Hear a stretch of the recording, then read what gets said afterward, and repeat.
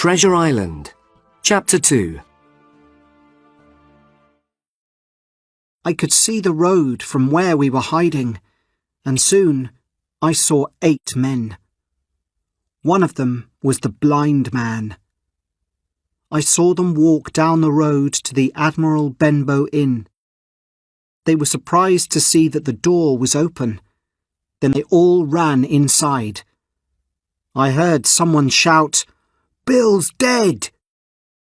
"Go and find his box," said the blind man. A little later, a window opened from the captain's bedroom, and a man called out, "Someone has opened the box." "Is it there?" said the blind man. "Only the money is there," replied the man. "It's the boy and the woman from the inn," shouted the blind man. "Let's find them." The men started to look around the house. "If you find it, you'll all be rich," said the blind man. At this time, we heard horses coming down the road. When the men heard the horses, they started to run in all directions. The horses arrived, so I ran out to see who was riding them.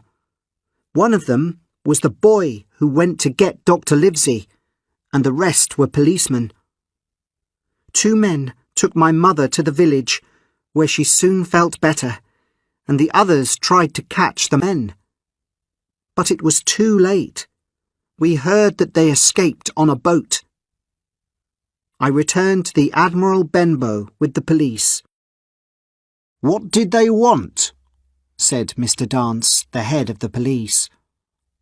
"I think that they wanted this," I said, showing him the papers that I still had in my jacket. "I'd like to take them to Dr. Livesey." "That's a good idea," said Mr. Dance. "He's a magistrate as well as a doctor. He'll know what to do. I'll come with you."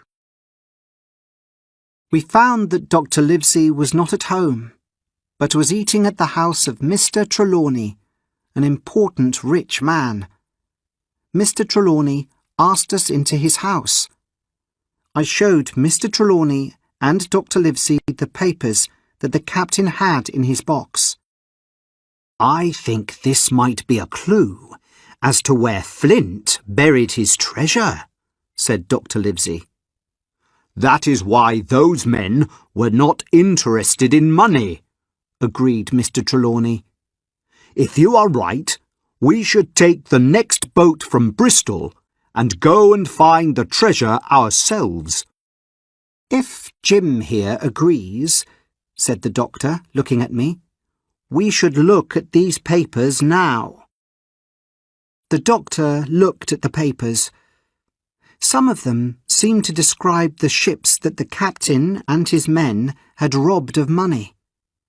Then we looked at the other papers and saw a map of an island with a big cross on it next to the words, "Most of treasure here."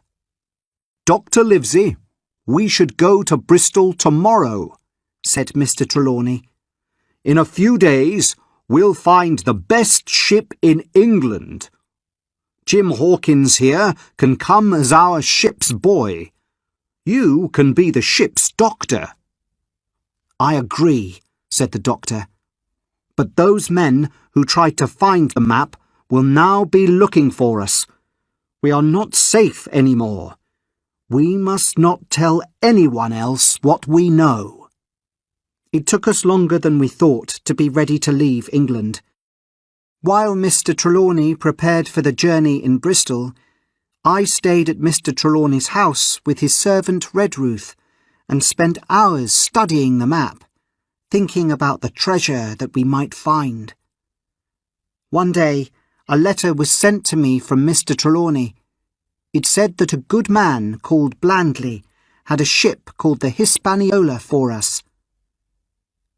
Trelawney said that he had found a crew ready to work on it. The crew included a man called Long John Silver, who had lost a leg but was a good cook. Silver also knew other men who would join us.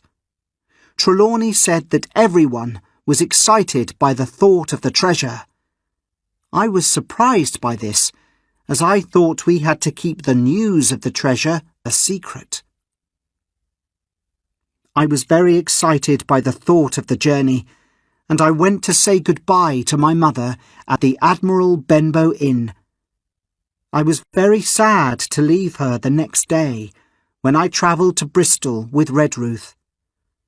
We had just one night in the city before we were going to sail.